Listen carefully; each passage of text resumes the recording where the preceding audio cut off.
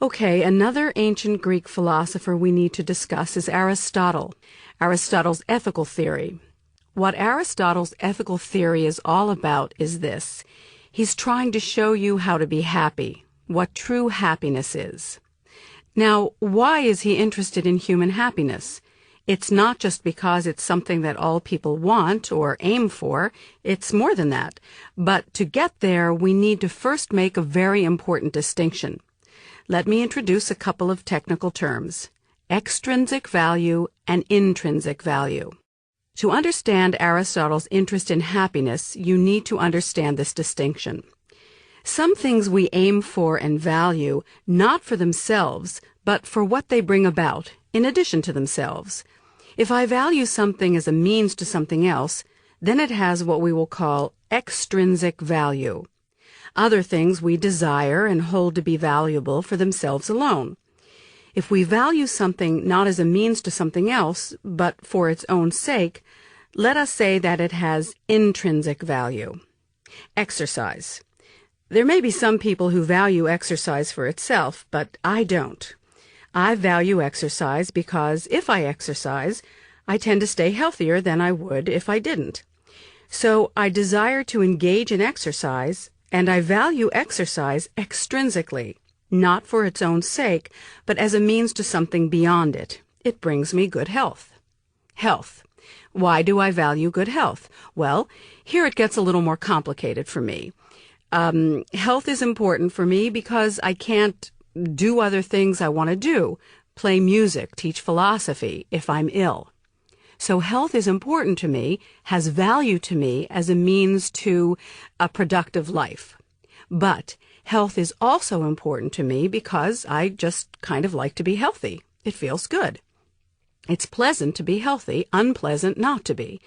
So to some degree, I value health both for itself and as a means to something else, productivity. It's got extrinsic and intrinsic value for me. Then there's some things that are just valued for themselves.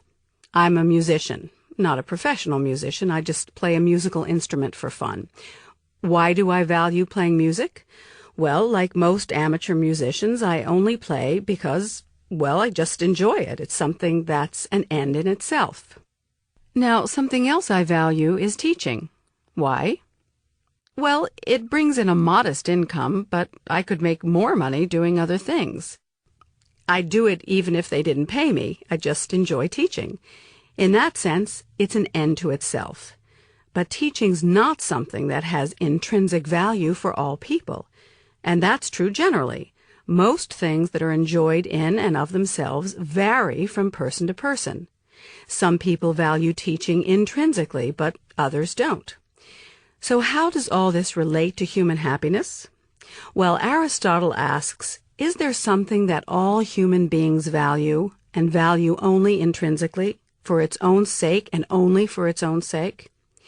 If you could find such a thing, that would be the universal final good, or truly the ultimate purpose or goal for all human beings. Aristotle thought the answer was yes. What is it? Happiness. Everyone will agree, he argues, that happiness is the ultimate end, to be valued for itself and really only for itself. For what other purpose is there in being happy? What does it yield? The attainment of happiness becomes the ultimate or highest good for Aristotle.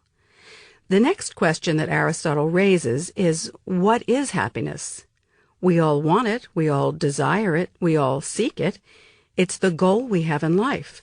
But what is it? How do we find it? Here, he notes, with some frustration, people disagree. But he does give us a couple of criteria or features to keep in mind as we look for what true human happiness is. True human happiness should be, as he puts it, complete. Complete in that it's all we require. Well, true human happiness, if you had that, what else do you need? Nothing. And second, true happiness should be something that I can obtain on my own. I shouldn't have to rely on other people for it. Many people value fame and seek fame. Fame for them becomes the goal. But according to Aristotle, this won't work either, because fame depends altogether too much on other people. I can't get it on my own without help from other people.